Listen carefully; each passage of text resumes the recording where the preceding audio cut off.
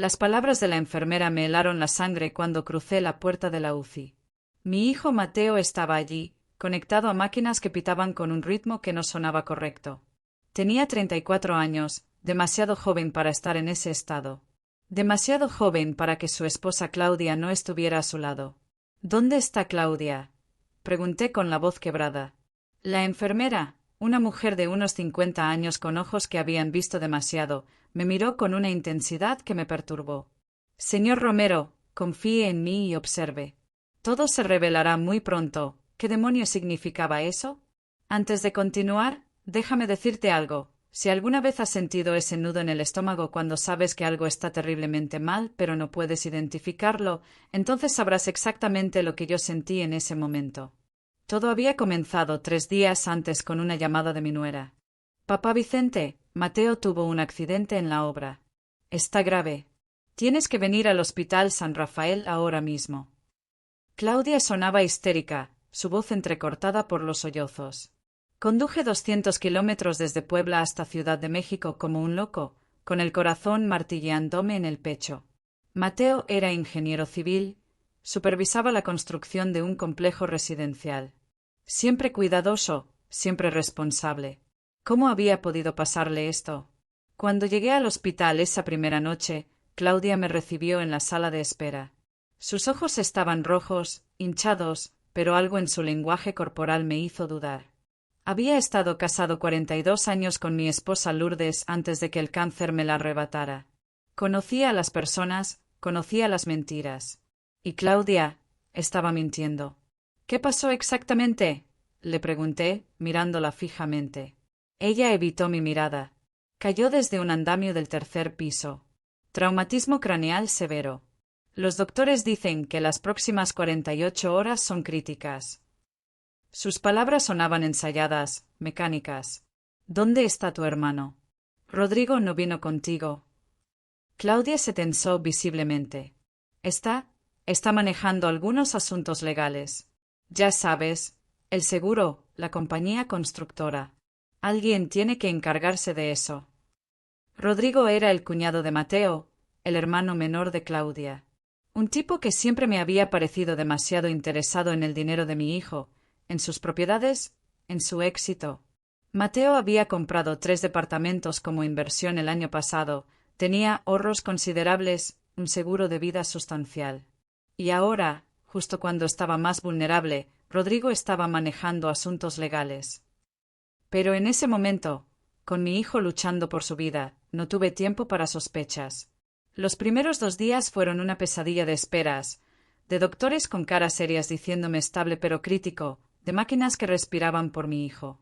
Claudia iba y venía, siempre con alguna excusa. Tengo que ir a casa a cambiarme, necesito firmar unos papeles, Rodrigo necesita que vaya a la oficina del abogado. Nunca se quedaba más de 2 horas seguidas. La noche del segundo día, pedí ver el reporte del accidente. La enfermera jefe, la misma que ahora me susurraba cosas extrañas, me dijo: «Señor Romero, los reportes están con la administración. Pero permítame decirle algo. En mis 30 años aquí, he visto muchos accidentes de construcción. Se detuvo, eligiendo sus palabras cuidadosamente. Este no cuadra. ¿Qué quiere decir? Mi sangre se volvió hielo. Ella miró alrededor, asegurándose de que nadie escuchara. Las lesiones de su hijo no son consistentes con una caída de 3 pisos sobre concreto. Hay contusiones que parecen anteriores, más antiguas. Y hay marcas. Volvió a detenerse. Hablé con el doctor Salinas mañana. Él vio algo en los análisis de sangre que lo perturbó. Esa noche no dormí. Me quedé en la sala de espera con el móvil en la mano, revisando cada mensaje, cada llamada de los últimos meses. Mateo me había llamado hace 3 semanas. Su voz sonaba cansada, tensa. Papá, si algo me pasara, necesito que sepas que todo está en orden. Mis documentos, mi testamento, todo está en la caja fuerte de casa. La combinación es tu fecha de nacimiento. Yo me había reído. ¿Por qué hablas así, hijo? Eres joven, estás sano. Solo por si acaso, papá. Uno nunca sabe. ¿Había sido una premonición? ¿O había sido una advertencia? Al tercer día, el doctor Salinas me llamó a su oficina. Era un hombre de unos 60 años, con canas perfectamente peinadas y manos que temblaban ligeramente mientras sostenía el folder de Mateo. Señor Romero, los análisis de sangre de su hijo mostraron niveles significativos de benzodiazepinas. Es un sedante potente. ¿Cómo es posible? Mateo no toma medicamentos. El doctor abrió el folder, me mostró los números que no entendí pero que claramente lo preocupaban. Estos niveles no son consistentes con uso médico recetado. Alguien le dio esos medicamentos a su hijo antes del accidente. Mucho antes. ¿Y hay algo más? Se quitó los lentes, me miró con una expresión que nunca olvidaré. Encontramos fibras bajo sus uñas. Como si hubiera luchado, se hubiera defendido. Esto no fue un accidente laboral, señor Romero. Creo que alguien intentó matar a su hijo. El mundo se detuvo. Las palabras del doctor resonaron en mi cabeza como campanas de muerte. ¿Qué está diciendo? Mi voz salió como un susurro ronco. Estoy diciendo que debería llamar a la policía. Y debería tener mucho cuidado con quien tiene acceso a su hijo ahora mismo. Salí de esa oficina con las piernas temblando y el corazón destrozado. Mi teléfono sonó. Claudia. Papá Vicente, necesito que firmes unos papeles. Es para el seguro médico, para que puedan continuar el tratamiento de Mateo. Rodrigo está aquí conmigo, podemos llevarte los documentos al hospital ahora. Algo en su tono me alertó. ¿Qué tipo de papeles? Solo autorizaciones médicas. Rutina hospitalaria. Mateo es adulto. Él tiene poder de decisión sobre su propio tratamiento. Pero está inconsciente, papá. Alguien tiene que tomar decisiones. Y como su esposa, yo. Llegaré en 20 minutos. No firmes nada sin que yo lo vea primero. Colgué y corrí hacia la UCI. La enfermera estaba allí, esperándome como si supiera que algo malo estaba a punto de suceder. Señor Romero, su nuera estuvo aquí hace una hora preguntando sobre el protocolo para desconectar los soportes vitales. Dijo que Mateo no querría vivir así, que era hora de dejarlo ir. Sentí que me ahogaba. ¿Le dijo eso? Sí. ¿Y su hermano, Rodrigo? Estuvo revisando los papeles de alta responsabilidad, preguntando quién heredaría las propiedades de Mateo si él, bueno, si no sobrevivía. Miré a mi hijo a través del vidrio de la UCI. Mateo, mi único hijo, el niño que había criado solo después de que Lourdes muriera, el hombre que se había convertido en un profesional exitoso a pesar de todas las adversidades. Alguien había intentado matarlo. Y ese alguien estaba muy cerca. Confía en mí y observa, la enfermera repitió sus palabras crípticas. He estado documentando todo. Cada visita de su nuera, cada pregunta de Rodrigo, cada intento de acceder a los registros médicos de Mateo sin autorización. Algo está muy mal aquí, y usted necesita proteger a su hijo antes de que sea demasiado tarde. Pero lo que ella no sabía, lo que nadie en ese hospital sabía todavía, era que yo había sido detective de homicidios durante 35 años antes de retirarme. Había resuelto 247 casos, había visto las mentiras más elaboradas, había desenmascarado a los criminales más astutos. Y si alguien creía que podría hacerle daño a mi hijo y salirse con la suya, estaban a punto de descubrir su peor error. Porque la venganza, cuando se sirve con precisión quirúrgica y paciencia infinita, no es solo dulce. Es absolutamente devastadora. Y yo apenas estaba comenzando. 20 minutos después, Claudia y Rodrigo entraron a la sala de espera del hospital. Llevaban una carpeta de manila abultada bajo el brazo, y sus rostros mostraban esa expresión que yo conocía demasiado bien, la máscara de preocupación que usan los culpables cuando intentan parecer inocentes.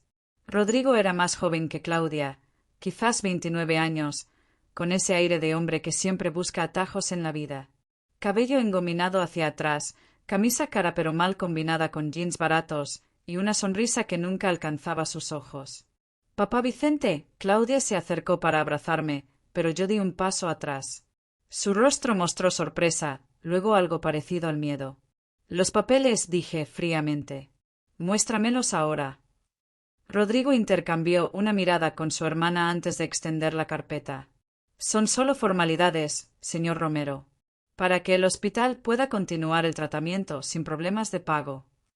Abrí la carpeta y comencé a leer. Mis 35 años como detective me habían enseñado a detectar documentos fraudulentos, y estos estaban llenos de trampas legales. No eran autorizaciones médicas simples.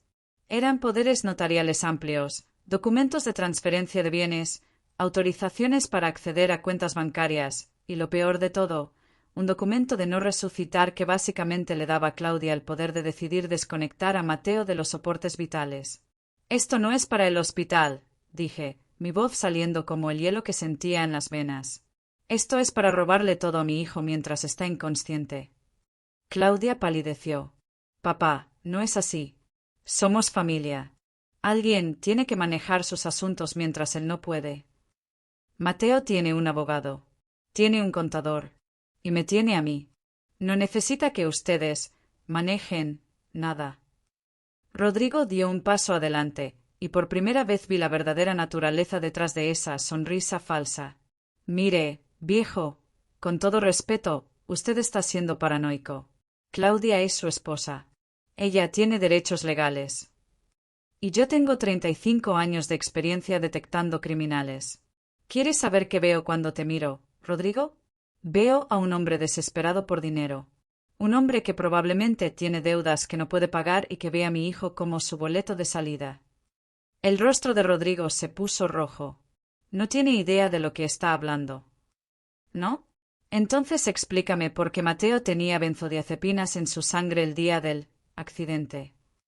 Explícame las fibras bajo sus uñas que indican que luchó contra alguien. Explícame las contusiones anteriores al supuesto accidente en la obra. El silencio que siguió fue absoluto. Claudia se había quedado congelada, con la boca ligeramente abierta. Rodrigo apretó la mandíbula, sus manos convirtiéndose en puños. No sé de qué está hablando, murmuró finalmente. Creo que sí sabes. Y creo que la policía también querrá escuchar esta conversación muy pronto. Claudia finalmente encontró su voz, pero sonaba diferente ahora. Más aguda, más desesperada. Papá, por favor, estás malinterpretando todo. Mateo tuvo un accidente. Un terrible accidente. Esos medicamentos. Quizás el doctor de la obra le dio algo para el dolor. El doctor Salinas ya reportó los niveles anormales a las autoridades. Hay una investigación criminal en proceso. Así que les voy a dar un consejo. Consigan buenos abogados. Los van a necesitar. Me di la vuelta para irme, pero Rodrigo me agarró del brazo. Fue un error. En un segundo, había girado, usado mi peso para desequilibrarlo, y lo tenía contra la pared con su brazo retorcido detrás de su espalda. Viejos instintos policiales nunca se olvidan. Nunca me toques de nuevo, susurré en su oído. Y mantente alejado de mi hijo. Si intentas acercarte a él, si intentas entrar a esa UCI, te juro que te arrepentirás. La seguridad del hospital llegó corriendo, alertada por los gritos de Claudia. Solté a Rodrigo, levanté las manos mostrando que no era una amenaza. Todo está bien, oficiales. Este hombre y yo solo teníamos un malentendido. Él ya se va. El guardia de seguridad mayor, un hombre llamado Héctor según su placa, me miró con reconocimiento. ¿Comandante Romero? Vicente Romero. Hace muchos años. Ya estoy retirado. Trabajé bajo sus órdenes en el 98. Caso de los secuestros en Coyoacán. Usted salvó a 3 niños. Héctor se volvió hacia Rodrigo y Claudia con una expresión completamente diferente. Creo que es mejor que ustedes se retiren por hoy. El señor Romero tiene autorización permanente aquí. Ustedes no. Después de que se fueran, llenos de furia impotente y amenazas vacías, Héctor me llevó a un lado. Comandante, si necesita cualquier cosa, solo pídale a cualquier guardia que me llame. Todos aquí conocemos su reputación. Cuidaremos de usted y su hijo. Le agradecí, pero mi mente ya estaba corriendo hacia el siguiente paso. Necesitaba evidencia sólida, no solo sospechas. Necesitaba probar que Claudia y Rodrigo habían planeado esto. Esa noche, mientras Mateo dormía conectado a sus máquinas, yo me senté con mi laptop en la cafetería del hospital. Primero, llamé a un viejo contacto en la policía judicial. Fernando, soy Vicente. Necesito un favor. Fernando Castillo había sido mi compañero durante 15 años antes de que yo me retirara. Ahora era comandante, con acceso a recursos que yo ya no tenía. Vicente, hermano, ¿cómo estás? Escuché sobre Mateo. Lo siento mucho. Gracias. Pero necesito tu ayuda oficialmente. Creo que intentaron asesinarlo, y tengo sospechosos. Le expliqué todo, los medicamentos, las fibras, las contusiones, los documentos fraudulentos, el comportamiento de Claudia y Rodrigo. Fernando escuchó en silencio, y cuando terminé, silbó bajo. Eso es serio, Vicente. Muy serio. Pero necesitamos más que sospechas. Necesitamos evidencia física, testigos, registros financieros. Lo sé. Por eso te llamo. ¿Puedes investigar a Rodrigo? Financieramente, criminalmente, todo. Dame 24 horas. Mientras esperaba, hice mi propia investigación. Entré al Facebook de Rodrigo desde una cuenta falsa que había creado. No era difícil encontrar información cuando la gente publicaba su vida completa en redes sociales. Y lo que encontré me heló la sangre. Fotos de Rodrigo en casinos. Muchas fotos. En Las Vegas, en Monterrey, en Ciudad de México. Siempre en mesas de póker, siempre rodeado de bebidas caras y mujeres. Y en los comentarios, mensajes de amigos. ¿Cuándo me pagas lo que me debes? Hermano, necesito ese dinero para el viernes o tenemos problemas. Última vez que te presto, Rodrigo. En serio. Ludopatía. Deudas de juego. El motivo más antiguo del mundo para cometer crímenes desesperados. Seguí buscando y encontré algo más. Una foto de hace 6 meses, Rodrigo y Claudia en un restaurante caro, brindando con champaña. El comentario de Rodrigo decía, celebrando nuevos planes con mi hermana favorita. Grandes cosas vienen, 6 meses antes del accidente de Mateo. Eso no era coincidencia. Eso era premeditación. Tomé capturas de pantalla de todo, las guardé en 3 lugares diferentes, mi laptop, una USB y la nube. Evidencia digital que podría ser crucial. Luego llamé al abogado de Mateo, licenciado Ernesto Vega. Licenciado, soy Vicente Romero, el padre de Mateo. Necesito ver el testamento de mi hijo urgentemente. Hubo una pausa. Señor Romero, esa información es confidencial. Mi hijo está en coma en la UCI. Alguien intentó asesinarlo. Su esposa está intentando conseguir poderes legales fraudulentos. Y yo necesito saber qué es lo que quieren robar. Otro silencio, más largo. Luego un suspiro.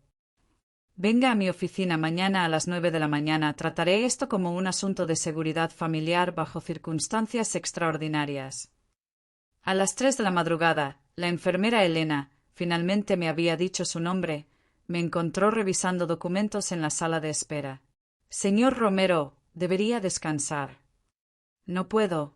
No hasta que sepa que Mateo está seguro. Ella se sentó a mi lado, su rostro mostrando la fatiga de un turno de 12 horas. He visto muchos casos como este. Familia que se pelea por herencias, por propiedades, por dinero. Pero nunca tan descarado, tan cruel. Intentar matar a su propio familiar. ¿Has visto algo más? Algo que yo debería saber. Elena sacó su propio teléfono, me mostró notas que había estado tomando. Cada vez que Claudia visitaba a Mateo, revisaba los monitores. No como una esposa preocupada, más bien como alguien, esperando que fallaran. Y una vez, cuando pensó que yo no estaba mirando, ajustó algo en la línea intravenosa. Mi sangre se heló. ¿Qué ajustó exactamente? No lo sé con certeza, pero el doctor de turno notó que el ritmo del goteo había cambiado. Revisamos el sistema y todo estaba bien, así que lo atribuimos a un error mecánico. Pero ahora, sabiendo lo que sabemos. ¿Lo documentaste? Todo está en el registro de enfermería. Fecha, hora, observaciones. Tomé su mano entre las mías. Elena, me acabas de dar evidencia de intento de asesinato. Gracias. Gracias por cuidar a mi hijo cuando nadie más lo hacía. Ella sonrió tristemente. Ese es mi trabajo. Pero más que eso, es lo correcto. Nadie merece morir en manos de su propia familia. Esa madrugada, mientras el hospital dormía y las máquinas seguían respirando por Mateo, yo tomé una decisión. No iba a esperar a que el sistema judicial lento hiciera su trabajo. No iba a arriesgarme a que Claudia y Rodrigo encontraran otra forma de intentar lastimar a mi hijo. Iba a construir un caso tan sólido, tan irrefutable, que no tuvieran escapatoria. Y si eso significaba usar cada truco sucio que había aprendido en 35 años persiguiendo criminales, entonces que así fuera. Porque cuando se trata de proteger a tu hijo, no hay reglas. Solo hay justicia. Y yo estaba a punto de servir la mía, fría y despiadada, exactamente como ellos merecían. La guerra apenas comenzaba. Pero ellos no sabían contra quién estaban luchando. Y ese sería su error fatal. A las 9 de la mañana en punto, estaba sentado frente al escritorio del licenciado Ernesto Vega. Su oficina era exactamente lo que esperarías de un abogado exitoso: libros de leyes encuadernados en piel, diplomas enmarcados, un escritorio de caoba que probablemente costaba más que mi coche. Pero lo que me importaba no era la decoración. Era el folder manila que Vega tenía frente a él, marcado con el nombre de mi hijo. «Señor Romero», comenzó Vega, sus lentes de lectura reflejando la luz de la mañana. «Antes de mostrarle esto, necesito que entienda algo. Mateo vino a verme hace 2 meses. Estaba preocupado, nervioso. Me pidió que actualizara su testamento con urgencia. Mi corazón se aceleró. 2 meses antes del accidente. Exactamente. Me dijo que sentía que algo malo iba a pasar, que necesitaba proteger sus bienes de ciertas personas. No mencionó nombres, pero su lenguaje corporal tenía miedo, señor Romero. Miedo de su propia esposa. Vega abrió el folder y comenzó a leer. Bienes inmuebles, 3 departamentos en renta valuados en 4,5 millones de pesos. Cuentas bancarias y de inversión, 2,8 millones de pesos. Seguro de vida, 5 millones de pesos. Equipo profesional, vehículo y otros activos, aproximadamente 800,000 pesos. Total, 13,1 millones de pesos. 13 millones. Mi hijo valía 13 millones de pesos muerto. Y Claudia y Rodrigo lo sabían. ¿Quién es el beneficiario?, pregunté, aunque ya sospechaba la respuesta. En el testamento anterior, hecho hace 3 años, Claudia heredaba el 80% y usted el 20%. En el Nuevo Testamento, hecho hace 2 meses, usted hereda el 95% y una organización de beneficencia el 5%. Claudia queda completamente excluida. El silencio en la oficina era tan denso que podía escucharse el tic-tac del reloj de pared. Claudia sabía sobre este cambio. Vega negó con la cabeza. Mateo específicamente me pidió que no le dijera nada. Dijo que revelar el cambio podría ponerlo en peligro. Esas fueron sus palabras exactas. ¿Ponerme en peligro? Punto. Pero ella debe haber sospechado algo, murmuré, más para mí mismo que para Vega. Un hombre no cambia su testamento de esa manera sin razones. Sin advertencias. Hay más. Vega sacó otro documento. Mateo también me dio esto. Una carta sellada con instrucciones de abrirla solo si algo le sucedía. Considerando las circunstancias, creo que ahora es el momento. Con manos que temblaban ligeramente, Vega rompió el sello y desdobló las páginas escritas a mano. Mi hijo tenía una letra clara, precisa, de ingeniero. Y las palabras que había escrito eran devastadoras. Si estás leyendo esto, papá, significa que mis peores temores se hicieron realidad. Claudia y Rodrigo me hicieron algo. No sé exactamente qué planean, pero en las últimas semanas he notado cosas. Mi café sabe diferente por las mañanas. Me siento somnoliento a horas extrañas. Encontré a Rodrigo revisando mis documentos financieros en mi oficina de casa cuando pensaba que yo no estaba. Claudia me pregunta constantemente sobre mis pólizas de seguro, sobre cómo quiero que me entierren, sobre mis deseos finales. Papá, me está preparando para morir. Las lágrimas comenzaron a nublar mi visión, pero seguí leyendo. He intentado confrontarla, pero ella niega todo. Me hace sentir paranoico, loco. Dice que estoy estresado por el trabajo. Pero yo sé lo que sé. Y sé que el día que firme esos papeles que Rodrigo sigue mencionando, papeles para proteger a la familia, ese día será el último de mi vida. Por eso cambié el testamento. Por eso dejé todo esto documentado. Papá, si algo me pasa, por favor, no los deje salirse con la suya. No por mí, no por el dinero, sino porque la justicia importa. Tú me enseñaste eso. Me enseñaste que los criminales no merecen escapar solo porque son familia. Prométeme que los harás pagar. Te quiero, papá. Lamento que tengas que leer esto. Mateo. Cerré los ojos, respiré profundamente, luché contra el llanto que amenazaba con destrozarme. Mi hijo había sabido. Había sabido que iban a intentar matarlo y había dejado evidencia, había preparado el camino para que yo pudiera vengarle. Y yo no iba a defraudarlo. Licenciado Vega, mi voz salió más firme de lo que esperaba. Necesito copias certificadas de todo esto.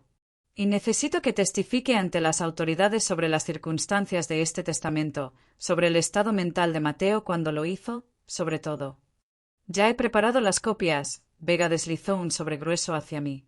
Y ya contacté a la fiscalía. Un investigador vendrá esta tarde a tomar mi declaración oficial. Salí de esa oficina con el sobre apretado contra mi pecho como si fuera el objeto más valioso del mundo. Porque lo era. Era la voz de mi hijo desde el borde de la muerte, acusando a sus asesinos. Y yo iba a hacer que esa voz se escuchara alto y claro.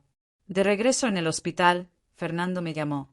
Vicente, investigué a Rodrigo como me pediste. Y hermano, encontramos oro. Cuéntame. Rodrigo debe 340,000 pesos a 3 casas de préstamo diferentes. Todas con tasas de interés criminales. Ha recibido amenazas de violencia física si no paga antes de fin de mes. Y aquí está lo interesante. Hace 3 meses, transfirió 50,000 pesos a la cuenta de Claudia con el concepto Adelanto Plan M. Plan M. Mateo. El Plan Mateo. También rastreamos sus movimientos. El día del supuesto accidente, Rodrigo estaba en el sitio de construcción. Las cámaras de seguridad del edificio vecino lo capturaron llegando a las 7:15 de la mañana, 30 minutos antes de que reportaran el accidente de Mateo. Mi mente de detective estaba ensamblando las piezas como un rompecabezas macabro. ¿Qué más tienen? Registros telefónicos muestran 47 llamadas entre Claudia y Rodrigo la semana antes del incidente. Y mensajes de texto borrados que nuestro equipo forense recuperó. Vicente, estos mensajes. Fernando hizo una pausa. Son explícitos. Hablan sobre terminar el trabajo, sobre no fallar esta vez, sobre dividir el dinero 60 a 40 minutos. ¿Esta vez? Había habido intentos anteriores. Eso parece. Hace 6 semanas, Mateo fue hospitalizado por una intoxicación alimentaria severa. Claudia dijo que habían comido mariscos en mal estado. Pero los registros médicos muestran niveles sospechosos de arsénico en su sistema. No lo suficiente para matarlo, pero sí para enfermarlo gravemente. Arsénico. Lo habían estado envenenando lentamente, esperando que pareciera muerte natural. Y cuando eso no funcionó, fueron más directos. Fernando, necesito que arresten a Claudia y Rodrigo ahora, antes de que intenten algo más. Ya tenemos órdenes de aprehensión. Estarán en custodia antes del anochecer. Pero Vicente, hay un problema. Sin que Mateo despierte y testifique, el caso es circunstancial. Un buen abogado podría argumentar que todo es coincidencia, especulación. Tengo la carta de Mateo. Tengo los registros médicos. Tengo testigos en el hospital. Ayuda, pero necesitamos más. Necesitamos a Mateo despierto. Regresé a la UCI con un peso aplastante en el pecho. Elena estaba allí, revisando los monitores de Mateo. ¿Cómo está? Pregunté. Estable. Sus signos vitales han mejorado en las últimas 24 horas. El doctor Salinas dice que hay señales de actividad cerebral aumentada. Es posible que esté comenzando a salir del coma. ¿Cuánto tiempo? Imposible decirlo. Podría ser hoy, podría ser en una semana. El cerebro es impredecible después de un trauma. Me senté junto a la cama de mi hijo, tomé su mano entre las mías. Estaba caliente, viva, pero inmóvil. Mateo, hijo, sé que puedes oírme. Los doctores dicen que los pacientes en coma pueden escuchar voces. Así que escúchame bien. Encontré tu carta. Sé lo que Claudia y Rodrigo te hicieron. Y te prometo, te juro por tu madre, que van a pagar por cada segundo de sufrimiento que te causaron. Pero necesito tu ayuda, hijo. Necesito que pelees. Necesito que despiertes y les mires a los ojos cuando los condenen. Porque esa será la venganza perfecta. Verlos caer sabiendo que fallaron. Sabiendo que sobreviviste. Los dedos de Mateo se movieron. Fue apenas perceptible, un pequeño espasmo, pero lo sentí. Mateo. Elena corrió hacia nosotros, revisó los monitores con ojos expertos. Sus ondas cerebrales están aumentando. Está reaccionando a tu voz. Sigue hablando. Mateo, soy tu papá. Estás en el hospital, pero estás seguro. Te protejo. Claudia no puede tocarte. Rodrigo no puede tocarte. Pero necesito que vuelvas. Necesito que abras los ojos. Otro movimiento, esta vez más fuerte. Sus párpados temblaron. El monitor de frecuencia cardíaca comenzó a pitar más rápido. Elena presionó el botón de emergencia. Doctor Salinas a la UCI inmediatamente. Médicos y enfermeras inundaron la habitación. Me empujaron hacia atrás, pero no solté la mano de Mateo. Señor Romero, necesitamos espacio. No lo soltaré. Está despertando. Y entonces, como un milagro que había dejado de creer posible, los ojos de Mateo se abrieron. Vidriosos, desorientados, llenos de confusión y miedo. Pero abiertos, vivos. Su boca se movió, intentando formar palabras. Me incliné cerca. Estoy aquí, hijo. Estoy aquí. Pa. Su voz era apenas un susurro ronco, dañada por días de intubación. Día.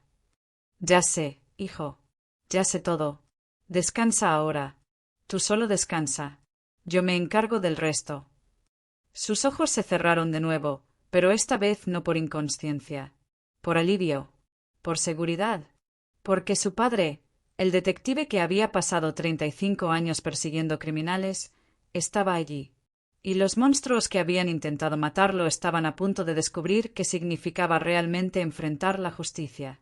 Esa tarde, cuando Fernando me llamó para decirme que Claudia y Rodrigo estaban bajo arresto, yo estaba sentado junto a la cama de mi hijo, viendo su pecho subir y bajar con cada respiración.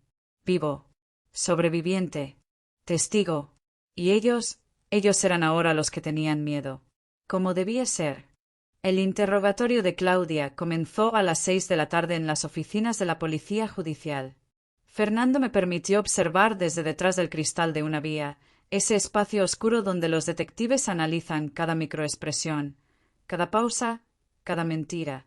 Claudia estaba sentada en una silla metálica, con las manos esposadas frente a ella, su cabello perfectamente arreglado ahora despeinado, su maquillaje corrido por lágrimas que no sé si eran reales o actuadas. Señora Valdés, comenzó el fiscal asignado al caso, un hombre llamado Ricardo Montoya con 20 años de experiencia procesando homicidas. ¿Entiende por qué está aquí?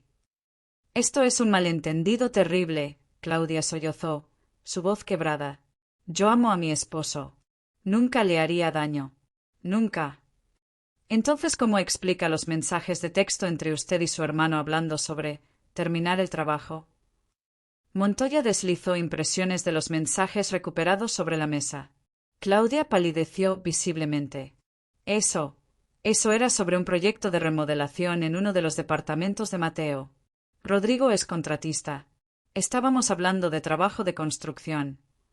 Un proyecto de remodelación que requiere, no fallar esta vez, y dividir el dinero 60 a 40 minutos.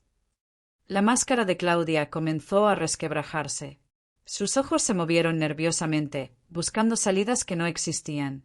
Necesito un abogado. No voy a decir nada más sin un abogado. Ese es su derecho. Montoya se reclinó en su silla. Pero permítame mostrarle algo antes de que su abogado llegue. Esto es el testamento actualizado de su esposo, firmado hace 2 meses. El testamento que lo excluye completamente de cualquier herencia. Le mostró una copia. Vi el momento exacto en que Claudia comprendió que su plan había fallado incluso si Mateo hubiera muerto. El shock, la incredulidad, la furia, todo cruzó su rostro en menos de 3 segundos. Eso es imposible, susurró. Mateo nunca. Él no haría. Oh, pero lo hizo. Porque su esposo sabía. Sabía que usted y Rodrigo estaban planeando matarlo. Dejó una carta detallando sus sospechas, documentando cómo lo estaban envenenando, cómo Rodrigo revisaba sus archivos financieros. Una carta escrita de su puño y letra, fechada, sellada por un notario. Una carta que ahora es evidencia en su contra. Claudia se desmoronó entonces. No con lágrimas de arrepentimiento, sino con gritos de frustración. Él me debía esto. 5 años de matrimonio soportando su arrogancia, sus horarios de trabajo, su obsesión con complacer a su padre muerto. Yo merecía ese dinero. Lo merecía. Y ahí estaba. La confesión. No de remordimiento, sino de entitlement puro y retorcido.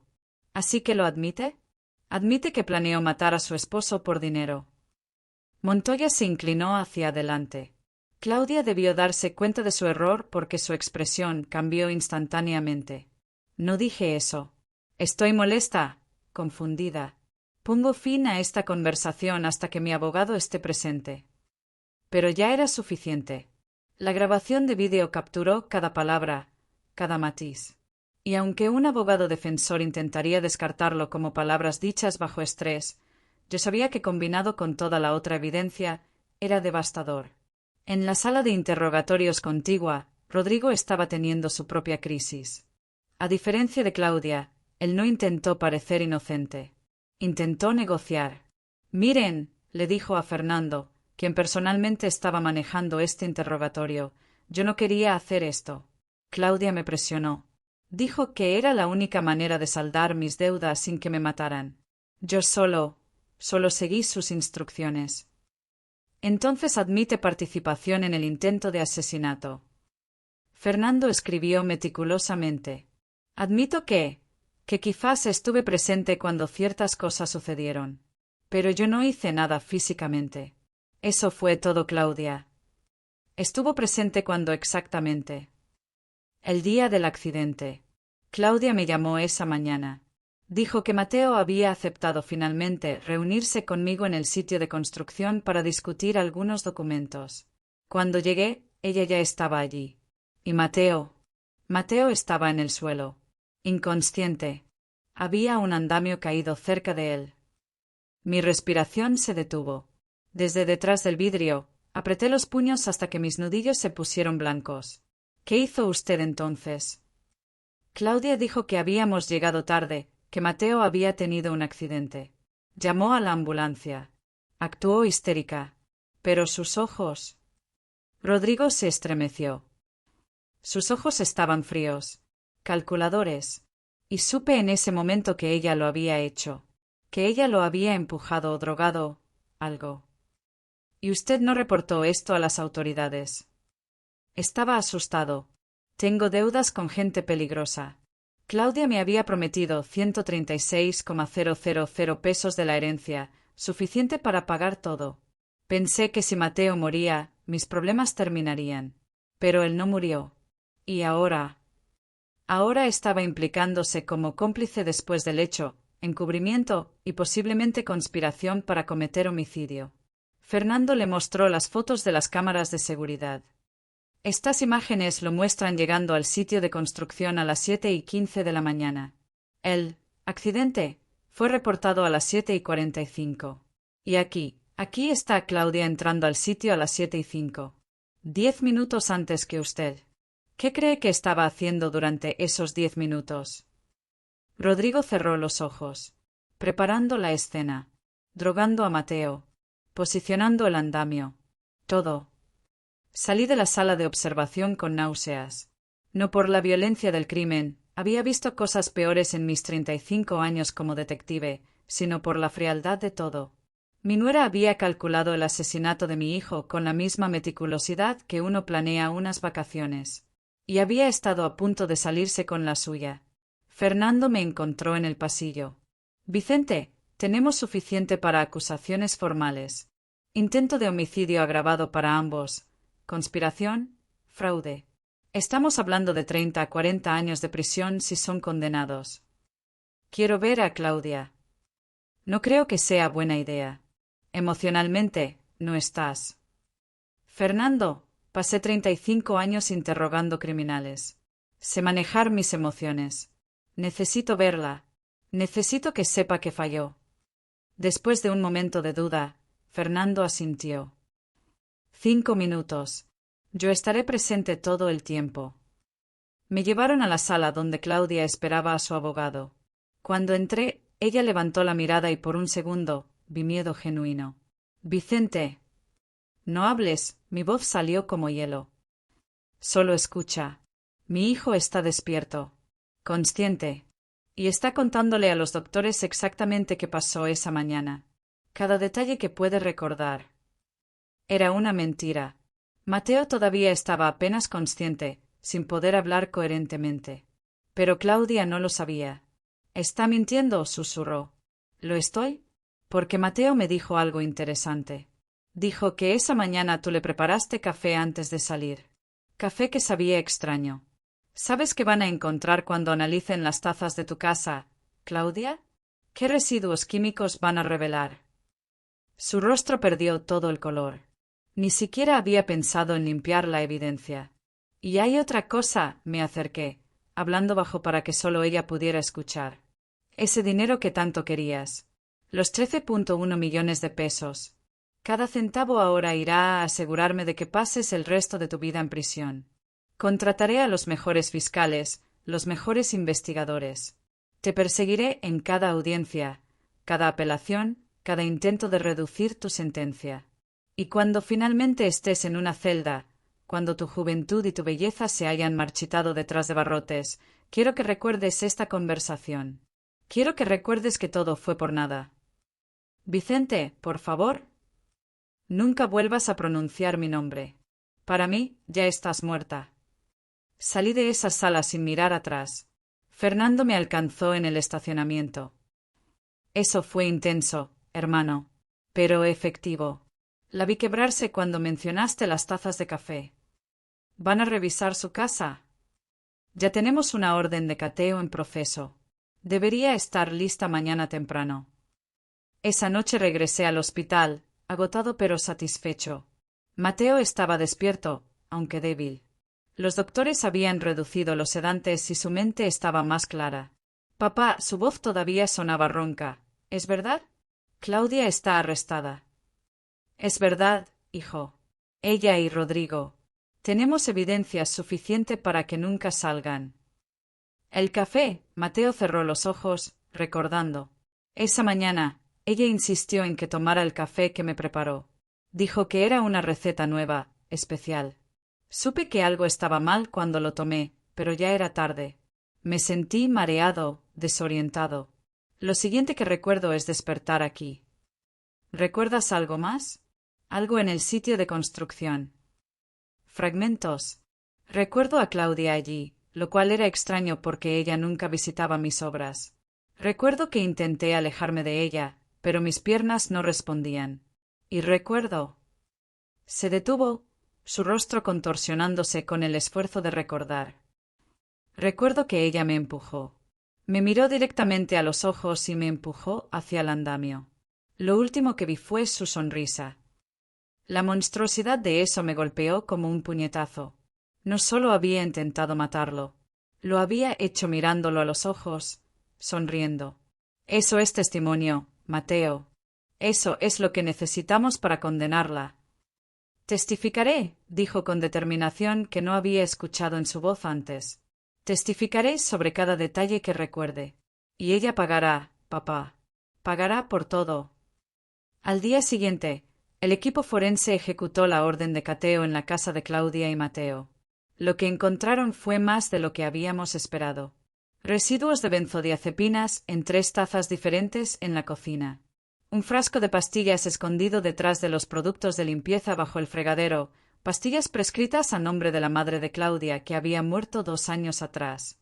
Y en el estudio de Mateo, dentro de un cajón cerrado con llave que tuvieron que forzar, documentos.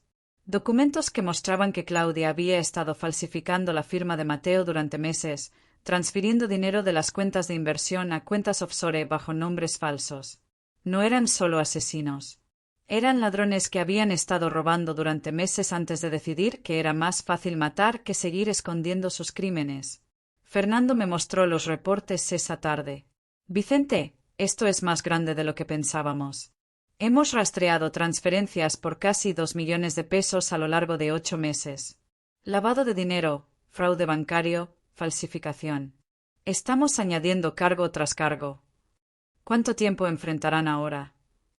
Honestamente, si los condenamos por todo, estamos hablando de cadena perpetua. Ambos. Sin posibilidad de libertad condicional por al menos 40 años. 40 años. Claudia tendría 73 cuando pudiera siquiera soñar con salir. Rodrigo, 69. Sus vidas, efectivamente terminadas. Como debía ser. Pero había una última pieza que necesitaba caer en su lugar. Y esa pieza llegaría al día siguiente, cuando el abogado de Claudia hiciera la propuesta más estúpida de su carrera, un trato con el fiscal. Querían que Claudia testificara contra Rodrigo a cambio de una sentencia reducida. Como si Rodrigo fuera el cerebro de todo esto. Como si no tuviéramos evidencia clara de quién había realmente empujado a Mateo. Ricardo Montoya me llamó para preguntarme mi opinión. Vicente, técnicamente no tengo que consultarte. Pero dado tu historial y tu conexión con el caso, ¿qué piensas? Rechaza el trato. Tenemos suficiente evidencia para condenar a ambos por separado. No le des a esa mujer el placer de reducir su sentencia ni un solo día. Que enfrente las consecuencias completas de sus acciones. Eso es lo que pensaba. Solo quería confirmarlo. Y así, el último intento de Claudia de escapar de la justicia fue aplastado antes de que siquiera comenzara. 3 días después del arresto, recibí una llamada de un número que no reconocí. Una mujer joven, su voz temblando. ¿Señor Romero? Vicente Romero. Sí, ¿quién habla? Mi nombre es Daniela Cortés.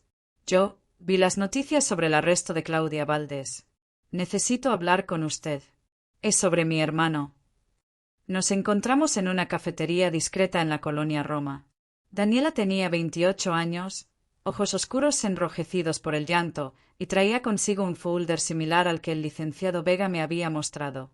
Mi hermano se llamaba Gabriel, comenzó, su voz quebrándose.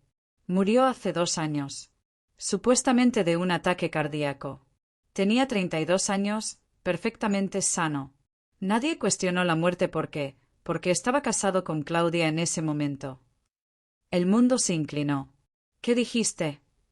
Claudia estuvo casada con Gabriel durante 4 años antes de conocer a Mateo. Cuando Gabriel murió, ella heredó todo. Su departamento, sus ahorros, su seguro de vida. Aproximadamente 3 millones de pesos. Y 3 meses después, ya estaba saliendo con su nuevo esposo. Mis manos temblaron mientras sostenía mi taza de café. ¿Por qué no dijiste nada? ¿Por qué no investigaste? Lo hice, Daniela abrió el folder. Contraté a un investigador privado. Encontró cosas extrañas. Gabriel había estado enfermo las semanas antes de morir. Náuseas, mareos, debilidad. Los mismos síntomas que su hijo tuvo, según las noticias. El investigador sugirió exhumar el cuerpo, pero necesitábamos pruebas para una orden judicial. Y Claudia había cremado a Gabriel 2 días después de su muerte. Cremado. Eliminando cualquier evidencia física de envenenamiento. ¿Qué más encontró el investigador? Que Claudia tenía deudas significativas cuando se casó con Gabriel. Deudas que desaparecieron misteriosamente 6 meses después de la boda. Y que poco antes de la muerte de Gabriel, él había hablado con un abogado sobre el divorcio. Nunca llegó a presentar los papeles. Deslizó fotografías sobre la mesa. Gabriel en su boda, sonriendo, sin saber que su esposa lo estaba marcando para la muerte. Gabriel en el hospital 2 semanas antes de morir, demacrado, confundido. Y Gabriel en su funeral, donde Claudia vestía de negro y lloraba lágrimas que ahora sabía eran completamente falsas. Cuando vi las noticias sobre Mateo, Daniela continuó. Cuando vi que Claudia había intentado hacer exactamente lo mismo, supe que tenía que hablar. Mi hermano merece justicia también. Merece que la verdad salga a la luz. La tendrá, prometí, mi voz firme a pesar de la furia que me consumía. Te lo prometo, Daniela. Tu hermano tendrá justicia. Llevé la información directamente a Fernando y Montoya. Su reacción fue inmediata y seria. Si esto es verdad, dijo Montoya, no estamos hablando de intento de homicidio. Estamos hablando de asesinato en primer grado. Y potencialmente de un asesino serial. Necesitamos exhumar el cuerpo, dije. Pero fue cremado. Las cenizas aún pueden analizarse en busca de ciertos venenos. Y podemos investigar los registros médicos de Gabriel, entrevistar a sus doctores, construir un caso circunstancial. Fernando se frotó la cara, exhausto. Vicente, si agregamos un cargo de asesinato, esto se convierte en un caso de perfil nacional. Medios, presión pública, todo. Bien. Que el mundo vea quién es realmente Claudia Valdés. Que vean a la viuda negra que mata a sus esposos por dinero. La investigación sobre Gabriel Cortés se abrió oficialmente al día siguiente. Los medios se volvieron locos. Viuda asesina. ¿Cuántos más? Esposa mata a 2 maridos por herencia. El patrón mortal de Claudia Valdés. Las entrevistas con Daniela aparecieron en todos los canales.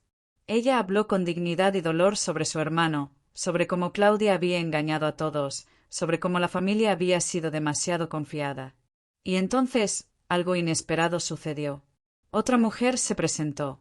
Se llamaba Teresa Mendoza, tenía 45 años, y era la ex prometida del primer novio serio de Claudia, un hombre llamado Alberto Ruiz. Alberto murió hace 8 años, Teresa me dijo cuando nos encontramos.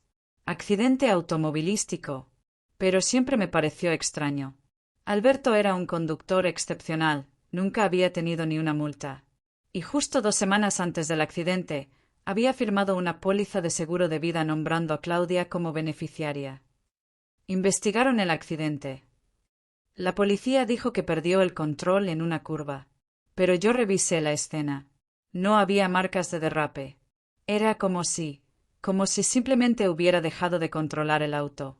Como si estuviera inconsciente o drogado. Y Claudia heredó 500,000 pesos del seguro. En ese momento no significaba mucho.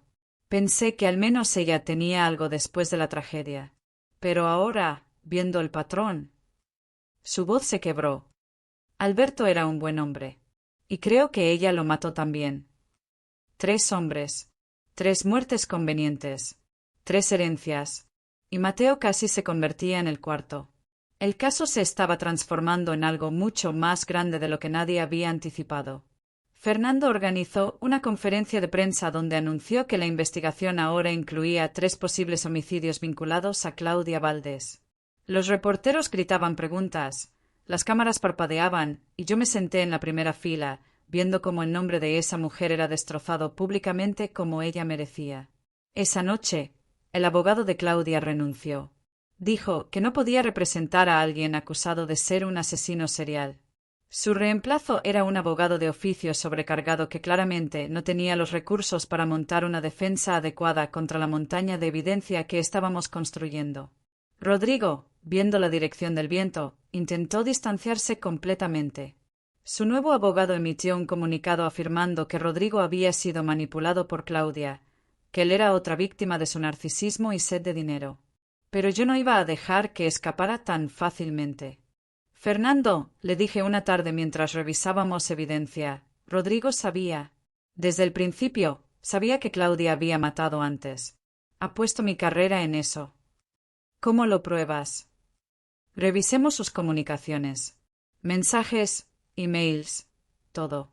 Si sabía sobre Gabriel, si alguna vez mencionó las muertes anteriores, entonces no es solo cómplice del intento contra Mateo. Es cómplice de todo el esquema. El equipo forense digital trabajó durante 3 días, y encontraron exactamente lo que yo esperaba. Un mensaje de texto de Rodrigo a Claudia, enviado 4 meses antes del ataque contra Mateo. ¿Estás segura de que funcionará esta vez? No quiero terminar como Gabriel. La prueba irrefutable de que Rodrigo sabía, que era parte activa del plan, que merecía cada año de prisión que le esperaba. Mateo mejoró rápidamente en las siguientes 2 semanas. Los doctores estaban asombrados por su recuperación. Es la determinación, me dijo el doctor Salinas. He visto pacientes con lesiones menos severas rendirse. Pero Mateo, él está luchando porque tiene una razón para vivir. Tiene justicia que buscar. Una tarde, mientras Mateo hacía ejercicios de fisioterapia, me confesó algo. Papá, a veces me siento culpable por haber sobrevivido cuando Gabriel no lo hizo. Si yo hubiera conocido a Daniela antes, si hubiera sabido sobre su hermano, quizás podría haber visto las señales de advertencia. No es tu culpa, hijo. Los psicópatas como Claudia son expertos en esconder su verdadera naturaleza. Ella te engañó como engañó a Gabriel, como engañó a Alberto. ¿Crees que hay más? Más víctimas que no conocemos. La pregunta me persiguió durante días. ¿Cuántos más? ¿Cuántos hombres había Claudia conocido, seducido y luego planeado matar? El fiscal Montoya compartía mi preocupación. Estamos revisando cada relación que Claudia tuvo en los últimos 15 años.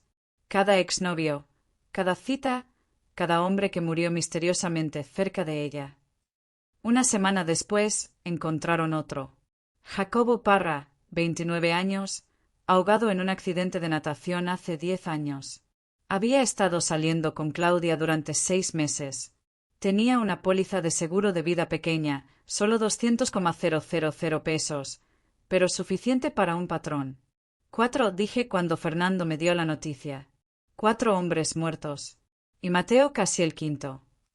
Vicente, esto es, nunca he trabajado un caso así.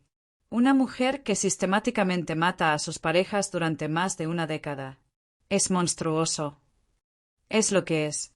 Y vamos a asegurarnos de que pase el resto de su vida pagando por cada uno de ellos. Esa noche, visité a Mateo en el hospital. Ya podía caminar con ayuda, su mente estaba clara, su fuerza regresando día a día. Papá, ¿cuándo será el juicio? En 3 meses. Tiempo suficiente para que te recuperes completamente. Tiempo suficiente para que puedas testificar y mirarla directamente cuando cuentes lo que te hizo. Quiero ver su cara, dijo Mateo, su voz firme. Quiero que sepa que sobreviví, que falló, y que voy a estar allí cuando la condenen por lo que le hizo a Gabriel, a Alberto, a Jacobo y a mí. Lo estarás, hijo. Te lo prometo. Mientras salía del hospital esa noche, mi teléfono sonó. Era Daniela. Señor Romero, acabo de ver las noticias sobre Jacobo Parra. 4 hombres. Mi hermano fue uno de 4. Gracias. Gracias por no dejar que Gabriel sea olvidado. Gracias por hacer que esto importe. Gabriel importa, Daniela. Todos ellos importan. Y Claudia va a pagar por cada vida que tomó. Colgué y miré hacia el cielo nocturno de la ciudad. En algún lugar de esa metrópoli masiva, Claudia estaba sentada en una celda, probablemente todavía creyendo que podía encontrar una salida, que su belleza o su astucia la salvarían. No tenía idea de que el caso contra ella era ya hermético, irrefutable, devastador, y yo apenas estaba comenzando, porque el juicio no era solo sobre condenarla, era sobre asegurarme de que el mundo supiera exactamente qué tipo de monstruo era, de que cada futura víctima potencial viera su historia y aprendiera a reconocer las señales, de que la justicia, lenta pero implacable, finalmente alcanzara a alguien que había escapado durante demasiado tiempo. La venganza más perfecta no es la muerte, es la exposición, es arrancar la máscara y mostrar al mundo el horror debajo. Y eso era exactamente lo que le esperaba a Claudia Valdés. 2 semanas antes del juicio, recibí una visita inesperada. Una mujer mayor, tal vez de 60 años, con cabello gris perfectamente peinado y ojos que habían visto demasiado dolor. Se presentó como Alicia Valdez, la madre de Claudia. Señor Romero, comenzó, su voz temblando, sé que no tengo derecho a pedirle nada. Sé lo que mi hija hizo. Pero necesito que entienda, necesito que alguien sepa la verdad sobre quién es realmente Claudia. Nos sentamos en mi sala, y Alicia comenzó a hablar. Lo que salió de su boca durante las siguientes 2 horas me mostró que el monstruo que había intentado matar a mi hijo no se había creado de la nada. Se había cultivado, formado por años de patrones destructivos que nadie había detenido. Claudia mató a su primera mascota cuando tenía 9 años, dijo Alicia, las lágrimas corriendo por sus mejillas. Un gato. Dijo que fue un accidente, que se cayó del balcón. Pero yo la vi. Vi la forma en que miró el cuerpo sin emoción.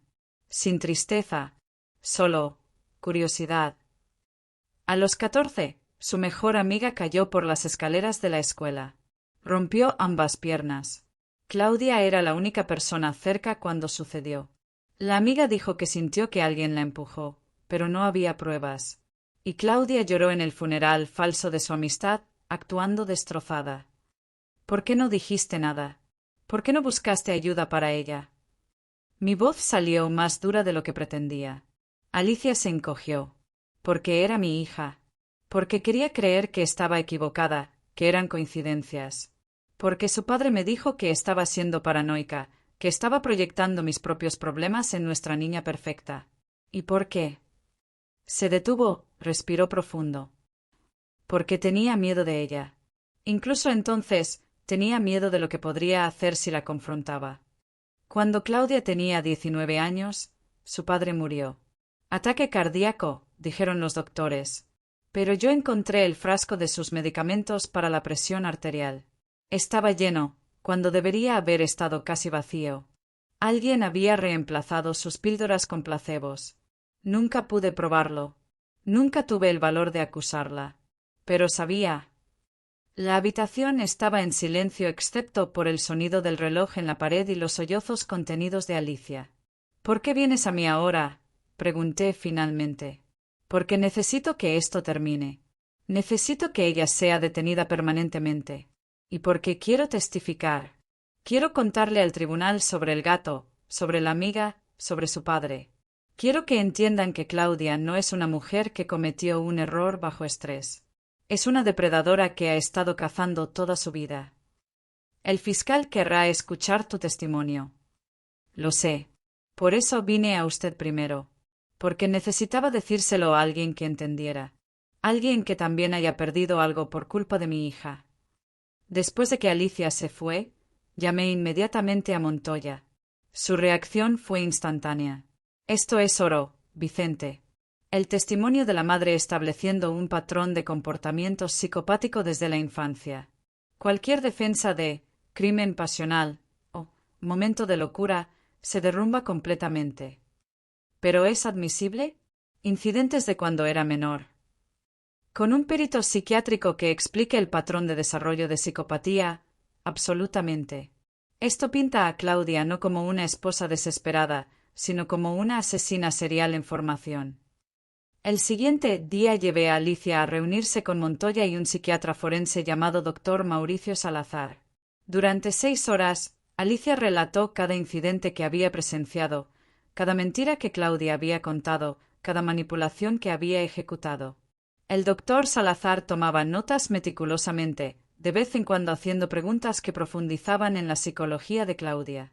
Esto es un caso clásico de trastorno de personalidad antisocial con rasgos psicopáticos, dijo finalmente.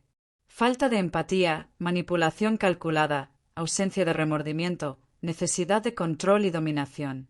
Y lo más preocupante, escalada. De un gato a un padre, de ahí a parejas románticas. El patrón es inequívoco. ¿Puedes testificar sobre esto?, le preguntó Montoya. No solo puedo, debo. Este tipo de personalidad no se rehabilita, no cambia, no mejora. Claudia Valdés es un peligro permanente para cualquier persona en su vida. Mientras tanto, Mateo continuaba su recuperación. Ya no necesitaba ayuda para caminar. Su habla era clara, su memoria casi completamente restaurada.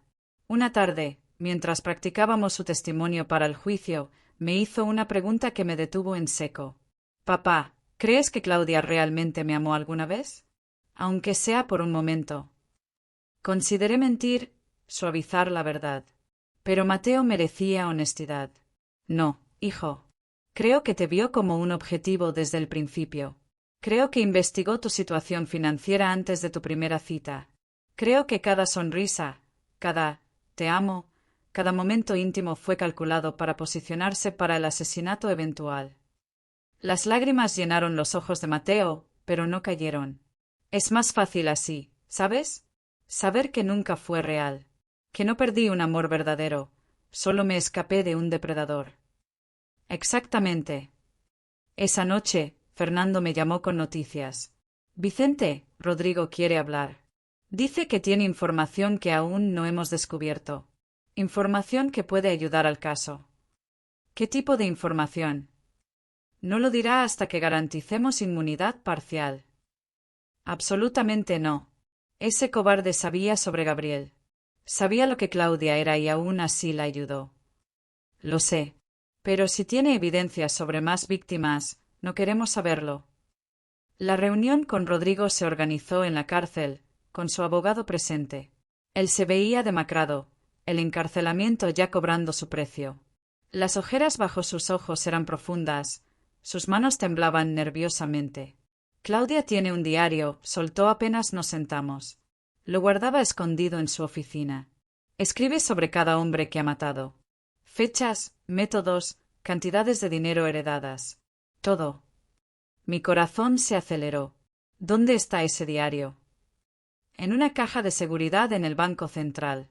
La llave está en su auto, pegada bajo el asiento del conductor con cinta adhesiva.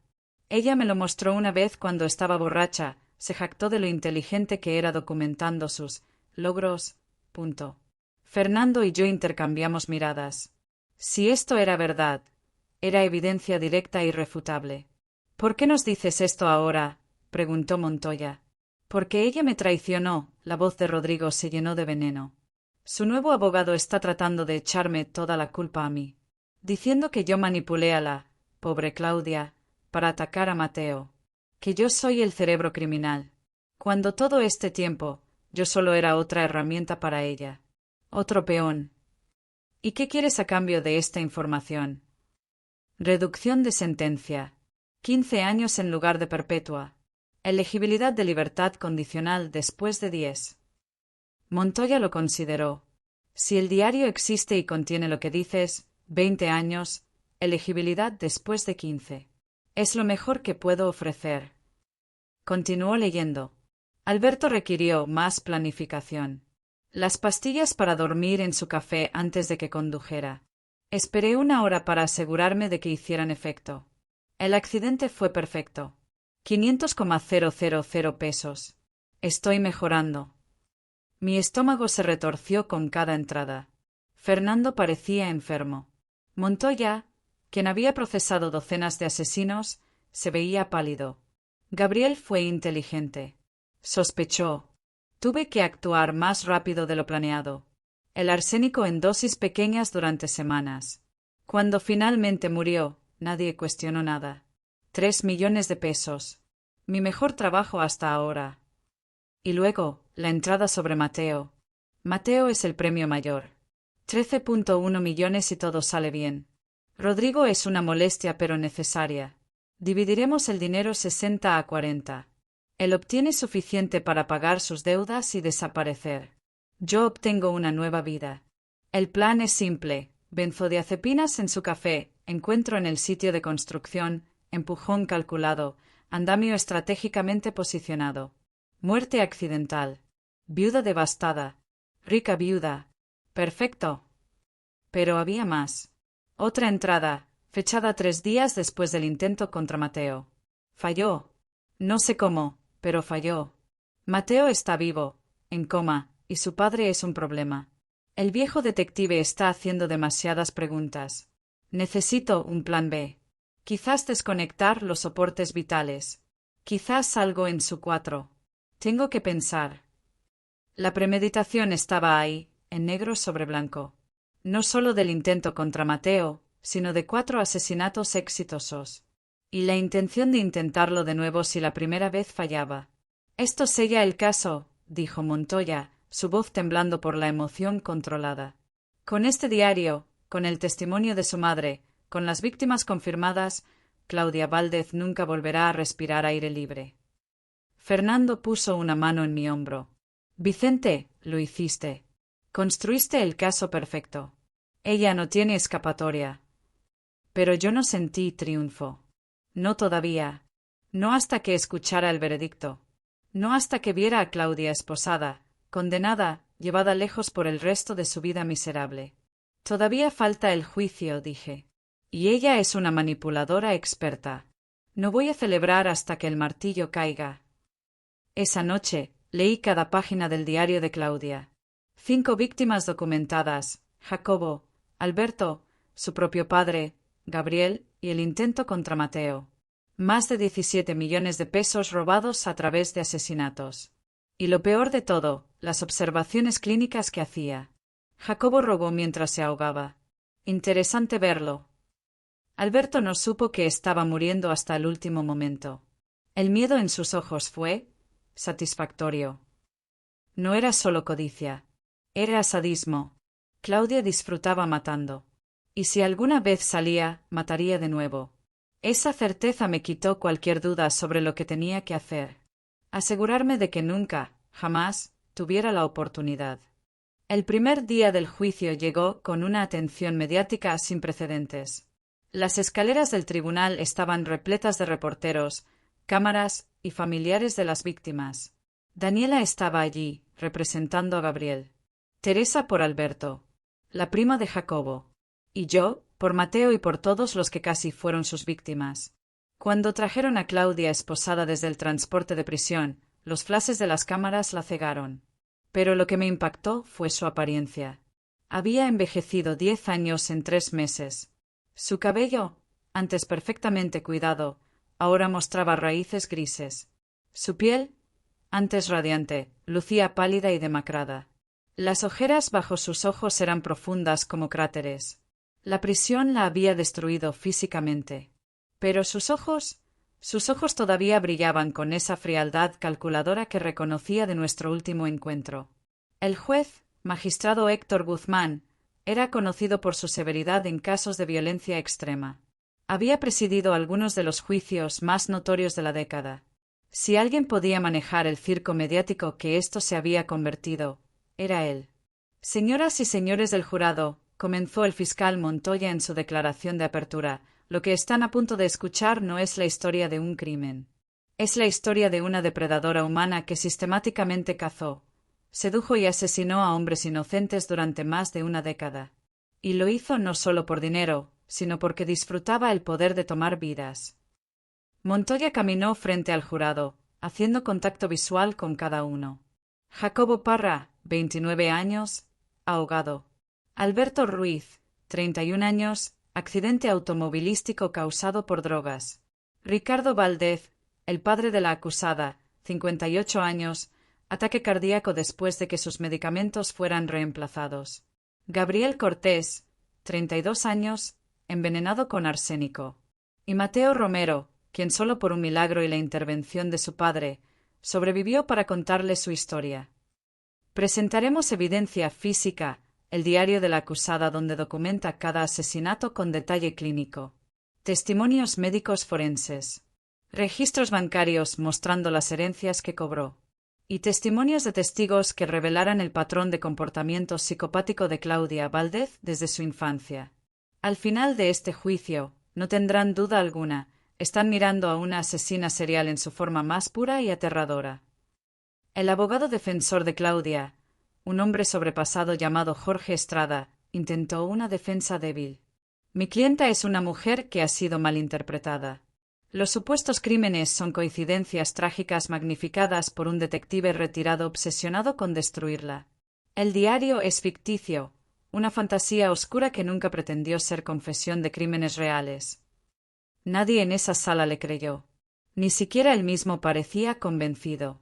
El primer testigo fue el doctor Salinas, quien detalló los hallazgos médicos en Mateo, las benzodiazepinas, las fibras bajo las uñas, las contusiones anteriores. En mi opinión médica profesional, concluyó, Mateo Romero fue drogado intencionalmente y luego agredido físicamente. Esto no fue un accidente laboral. La enfermera Elena testificó sobre el comportamiento de Claudia en el hospital. Ella no actuaba como una esposa preocupada. Actuaba como alguien esperando que él muriera. Y cuando ajustó la línea 4 sin autorización, supe que algo estaba terriblemente mal. Daniela Cortés subió al estrado con dignidad, contando la historia de su hermano Gabriel. Él era saludable, feliz, exitoso. Y entonces conoció a Claudia. 6 meses después estaba muerto, y ella tenía 3 millones de pesos. Nunca me sentí bien con eso. Y ahora sé que mi instinto era correcto. Pero el testimonio más devastador vino de Alicia Valdez, la madre de Claudia. El silencio en la sala era absoluto cuando comenzó a hablar. Mi hija mató a su mascota a los 9 años. Lastimó a su mejor amiga a los 14. Y mató a mi esposo cuando tenía 19. Lo supe entonces. Lo supe y no hice nada porque era mi hija y tenía miedo. Ese miedo permitió que 4 hombres más murieran. Ese es mi pecado. Y por eso estoy aquí, asegurándome de que nadie más tenga que morir. Claudia la miró con odio puro. Susurró algo a su abogado, quien negó con la cabeza, claramente rehusándose a seguir sus instrucciones. El doctor Mauricio Salazar, el psiquiatra forense, explicó el diagnóstico. Trastorno de personalidad antisocial severo con rasgos psicopáticos marcados. La señora Valdez muestra todos los criterios clásicos. Falta de empatía, manipulación calculada, encanto superficial, incapacidad para sentir remordimiento, escalada de violencia. Este no es un trastorno que se desarrolla de repente bajo estrés. Es una condición de toda la vida que se manifiesta en comportamientos cada vez más peligrosos. ¿Cuál es el pronóstico de tratamiento?, preguntó Montoya. Inexistente. Los individuos con este nivel de psicopatía no responden a terapia. No cambian. No mejoran. Representan un peligro permanente para la sociedad. Y luego llegó el momento que todos esperaban. Mateo subió al estrado. Todavía se movía con algo de rigidez, cicatrices visibles en su sien donde había golpeado el andamio. Pero su voz era firme, clara, inquebrantable. Esa mañana, Claudia insistió en prepararme café. Sabía extraño, pero confié en ella. Era mi esposa. 30 minutos después, me sentía mareado, desorientado. Ella dijo que me llevaría al sitio de construcción, que el aire fresco me ayudaría. Recuerdo llegar allí. Recuerdo que mis piernas no respondían correctamente. Y recuerdo... Su voz se quebró por un momento. Recuerdo que me miró directamente a los ojos, sonrió y me empujó. Lo último que vi antes de caer fue su cara. No mostraba miedo ni horror. Mostraba satisfacción. La ve en esta sala hoy. Sí. Puede señalarla. Mateo levantó la mano y apuntó directamente a Claudia. Esa es la mujer que intentó asesinarme. Mi esposa. La persona en quien más confiaba en el mundo. Claudia no mostró emoción. Ni siquiera parpadeó. Esa frialdad, más que cualquier otra cosa, convenció al jurado de lo que era realmente. El diario fue presentado como prueba. Montoya leyó entrada tras entrada, cada una más perturbadora que la anterior. Los miembros del jurado parecían físicamente enfermos. Una mujer se enjugaba lágrimas. Un hombre apretaba la mandíbula tan fuerte que temí que se rompiera los dientes. Cuando Montoya leyó la entrada sobre Mateo, donde Claudia detallaba exactamente cómo planeaba matarlo y disfrutar de los 13.1 millones de pesos, 2 miembros del jurado negaron con la cabeza en incredulidad. Y finalmente, dijo Montoya, tenemos la entrada fechada 3 días después del ataque contra Mateo, donde la acusada escribe sobre planear un segundo intento, sobre desconectar sus soportes vitales o envenenar su 4. Porque para Claudia Valdez, el fracaso no era opción. Solo el asesinato completado y el dinero que traía. La defensa intentó argumentar que el diario era ficticio, una obra de fantasía oscura. Pero los peritos en caligrafía confirmaron que cada palabra fue escrita por Claudia. Los registros bancarios coincidían con las cantidades mencionadas. Las fechas de muerte coincidían perfectamente. Rodrigo testificó por videoconferencia desde prisión, admitiendo su participación pero señalando claramente que Claudia era la arquitecta. Ella planeó todo. Yo solo fui lo suficientemente estúpido y desesperado para ayudar. Pero el plan, el asesinato, el empujón, todo fue ella. Y cuando le dije que tenía miedo después de lo de Gabriel, ella se rió. Dijo que Gabriel había sido fácil, y que Mateo sería aún más fácil. El juicio duró 3 semanas. 23 días de testimonios, evidencia y la lenta demolición de cualquier defensa que Claudia pudiera haber tenido. Su abogado intentó todo, argumentó enfermedad mental, refutado por el doctor Salazar, argumentó que era víctima de Rodrigo, refutado por su propio diario, argumentó que las muertes anteriores eran coincidencias, refutado por el patrón establecido. Nada funcionó, porque la verdad es imparable cuando está respaldada por evidencia abrumadora. En su declaración final, Claudia finalmente habló. Se puso de pie, miró al jurado, y con una voz que no mostraba arrepentimiento alguno, dijo: «Todo lo que hice fue por supervivencia.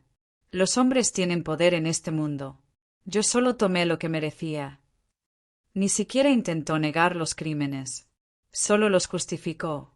Y en ese momento, cualquier simpatía residual que pudiera haber existido se evaporó completamente. Las deliberaciones del jurado duraron 4 horas. Cuando regresaron, el capataz se puso de pie con el papel de veredicto temblando ligeramente en sus manos. En el caso del pueblo contra Claudia María Valdez, en el cargo de asesinato en primer grado de Gabriel Cortés, encontramos a la acusada, culpable. En el cargo de asesinato en primer grado de Alberto Ruiz, culpable. En el cargo de asesinato en primer grado de Ricardo Valdez, culpable. En el cargo de asesinato en primer grado de Jacobo Parra, culpable. En el cargo de intento de asesinato en primer grado de Mateo Romero, culpable. Culpable. Culpable. Culpable. Cada veredicto golpeaba como un martillo. Claudia no mostró reacción. Simplemente se sentó allí, mirando al frente, como si nada de esto fuera real o importara. La sentencia llegó 2 semanas después. El magistrado Guzmán la miró con disgusto apenas disimulado. «Claudia Valdez, usted ha sido encontrada culpable de 4 cargos de asesinato en primer grado y un cargo de intento de asesinato. Ha mostrado no solo ausencia de remordimiento, sino activa celebración de sus crímenes. Representa un peligro claro y permanente para la sociedad. Por lo tanto, la sentencio a 4 sentencias consecutivas de cadena perpetua sin posibilidad de libertad condicional, más 30 años adicionales por el intento de asesinato. Efectivamente, nunca volverá a ser libre. Y francamente, la sociedad es más segura por ello». 4 cadenas perpetuas consecutivas. Significaba que Claudia tendría que vivir 4 vidas completas antes de siquiera poder soñar con libertad. En términos prácticos, moriría en prisión. Probablemente de vieja, sola, olvidada por todos excepto por las familias de sus víctimas que nunca la perdonarían. Mientras los alguaciles la llevaban esposada, Claudia finalmente me miró. Nuestros ojos se encontraron por última vez. Y en los suyos, vi algo que me sorprendió, no miedo ni arrepentimiento. Furia. Furia pura porque había fallado. Porque yo había ganado. Le sostuve la mirada hasta que desapareció por la puerta, sabiendo que nunca volvería a ver esa cara excepto tal vez en pesadillas. Afuera del tribunal, los medios me rodearon. Pero yo solo tenía una declaración preparada. Justicia no significa venganza. Significa que aquellos que dañan a otros enfrentan las consecuencias de sus acciones. Claudia Valdez pasará el resto de su vida en prisión no porque yo lo deseara, sino porque el sistema funcionó como debía. Gabriel, Alberto, Ricardo, Jacobo, todos obtuvieron justicia hoy. Y Mateo obtuvo su vida de vuelta. Esa noche, Mateo y yo cenamos en un restaurante tranquilo, solo nosotros 2. «¿Cómo te sientes?», le pregunté. «Libre», respondió simplemente. «Por primera vez desde que me casé con ella, me siento completamente libre». «¿Qué harás ahora?» «Vivir. Viajar. Encontrar a alguien que realmente me ame, no mi dinero. Y nunca, jamás, olvidar que la vigilancia salvó mi vida. Si no hubieras estado allí, papá». Pero estaba, y siempre lo estaré. 6 meses después, visité las tumbas de Gabriel, Alberto y Jacobo. Llevaba flores para los 3. «Su asesina está en prisión», les dije a las lápidas. «Pasará cada día del resto de su vida pagando por lo que les hizo. Descansen en paz». La justicia finalmente llegó. El viento sopló suavemente, como si ellos hubieran escuchado. Mateo se recuperó completamente. Volvió al trabajo, vendió los departamentos que tenían demasiados recuerdos de Claudia, comenzó una nueva vida. Conoció a una mujer maravillosa un año después, una doctora que lo trataba con genuino cariño y respeto. Y cuando me preguntó si estaba listo para volver a confiar, le dije la verdad. «El miedo es normal después de lo que viviste. Pero no dejes que Claudia robe tu capacidad de amar. Eso sería dejarla ganar incluso desde prisión. Hoy, 4 años después, Mateo está casado, feliz, vivo. Claudia está en una prisión de máxima seguridad, cumpliendo el primero de sus 4 cadenas perpetuas. No le quedan apelaciones. No le quedan opciones. Solo décadas de nada excepto las consecuencias de sus elecciones. Y yo viví para ver justicia servida. No a través de violencia o venganza personal, sino a través del sistema que dediqué mi vida a servir. Esa es la victoria más dulce de todas. Porque al final, los monstruos no siempre ganan. A veces, solo a veces, las personas buenas que rehúsan rendirse los detienen. Y esa es una historia que vale la pena contar.